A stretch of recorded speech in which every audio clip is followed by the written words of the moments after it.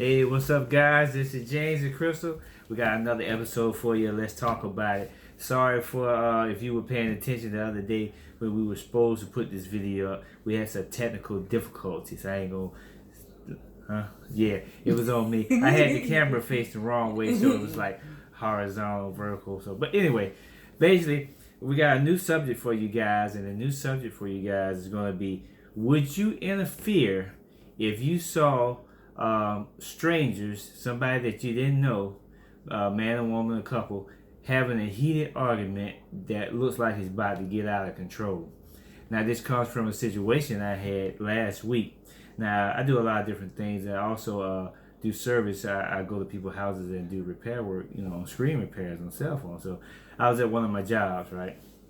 I knock on the door. They already knew I was coming because I sent them a text message saying I'd be there in 30 minutes. So I knock on the door, and a guy comes to the door of African descent. He comes to the door and says, I said, yeah, I'm here to repair the cell phone. I said, okay, here you go. So he's handing me the phone at the door. So I said, well, I need to come in. I need a table, to do the repair, and electrical outlet is only going to take me about 15 minutes, 20 minutes at the most. So he said, well, that ain't going to happen. I said, huh? I said, we don't have the setup in the truck to do the repair. It has to be done on site. I'm a mobile tech. And then he said, well, now we got to reschedule that. You got to come back because you can't come in. That ain't going to happen. So I said, okay, then, well, hey, well, what day you want to reschedule for? So then when we tried to get the rescheduled date at the door, because obviously he didn't want me to come in, young lady come down the stairs and said, what's going on? And he said, well, he ain't going to be able to do the repair. And then she said, well, why? How come he ain't going to be able to do the repair? He said he need to come in, and that ain't going to happen. So so once he told her that, and then he said, well, yeah, let's try doing it on Tuesday. I said, all right, we'll set you up for Tuesday. And I started walking away to the truck, and then I hear him starting to argue, upstairs. Then I get halfway back across the parking lot, and they said, excuse me, sir, you can come on in.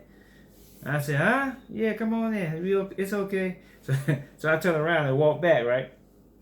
And probably, as soon as she I guess went right back in, they still arguing. I hear them arguing. So I get to the door, and when I open the door, they really arguing, like, just going back and forth, blah, blah, blah, blah. And then all of a sudden I hear her say, yeah, go ahead and hit me so they can see how you be doing. And I heard her say that. Mm-hmm. So it's like one of those setups where the door is at the bottom and you have to walk straight upstairs. There's no opening there. It's just a door. Then you walk. So I hear him say that. I'm at the door. I'm saying, hey, I'm here. You everything good? Then I hear her say that. So I said, man, nah. My street smarts kicked in. I said, man, I ain't going up there. I already know how this gonna go. I'm gonna have to get John Wick on somebody because either one or two things you'll have. I'm gonna go in here, sit down, do my repair. Either they gonna go ham on each other, and then I'm gonna have to jump in like Superman and save her. That's gonna be one thing because he might have to go. I might have to do John Wick on like, don't demonstrate or I could be sitting there and then he could be so heated or so mad. He might blame the whole situation on me just because I'm there. Yep. That he try to come at me. Mm-hmm. Then they go have the same resort. John Wick on it. No. So I said, man, I called. I said, Miss Such, come in for a second. I go ahead and do the repair at the truck. Even though I can do it at the truck, it's a lot more difficult. So I said, yeah, just give me the phone. I'll do it at the truck so we can avoid all this stuff. So she gave me the phone. I went out to the truck, and I went on the side of the truck, started doing the repair. And like 5 minutes into the repair, I hear some arguing. It didn't sound like they were like right here in this apartment. There's more apartments behind. The echo sounded like it was coming from somewhere else. I hear loud arguing about 5 minutes, and then 10 minutes, I hear some more arguing. They just going at it, all kind of crazy stuff. And then like 12 minutes into my repair, I hear a door open. They both come out the door, and they just fussing and yelling. She chasing him with a baby in her arm. He comes across the parking lot, say, forget you MF, and blah blah blah blah, and they just cussing back and forth. He jumps in the ride, and said, "Get out my way." She's in the back of the car with the baby in one hand, and she's pounding on the roof like, "You ain't going no effing where. I'm tired of your stuff." You know, she like banging every word. But bottom line is, he's in the car telling her to get out of the way. So I'm looking over the side of my truck. I'm like, man, he get ready to run her over. So finally, she steps to the side. He rolls out. And right at that time, I had just finished up with the phone. I gave her back the phone. As soon as I gave her back the phone, she calls the police. And, you know, they come showing up. Now, look, we're about to wrap it up right now.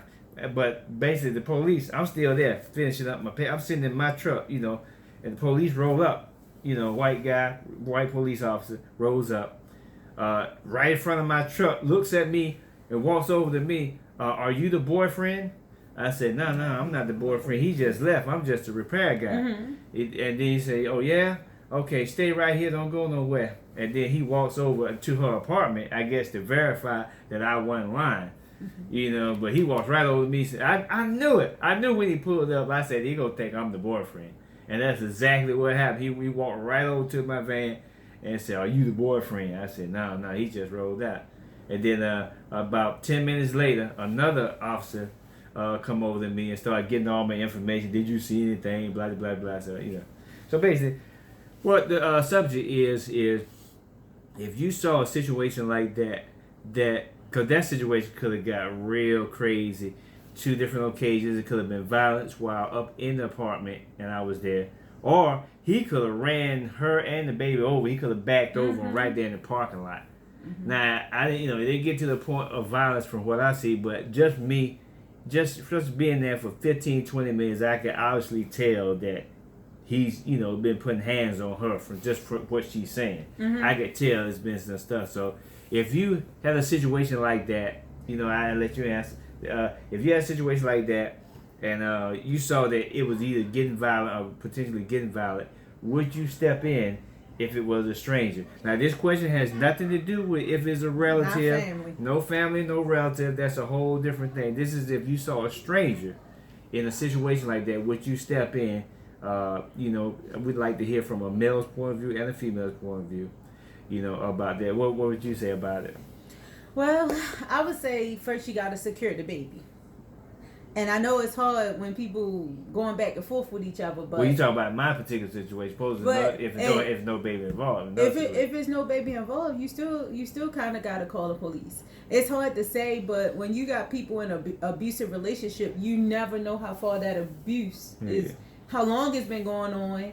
So how far it's going to go? Yet sometimes it might be just a couple of slaps around and everybody okay. Yeah. But on the other hand, what if he had sincerely hurt her, like you said? You know what I mean? Yeah. Oh, we should the camera.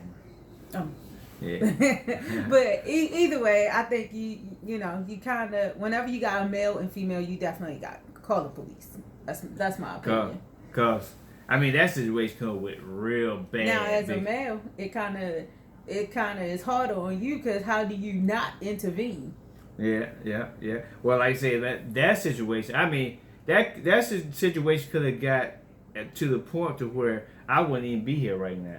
Because suppose I went up in there and he just blanked out and got a knife and started stabbing her up, and then he see me there and say, hey, I don't want to leave no witnesses. So that could have been a situation that could have brought me death.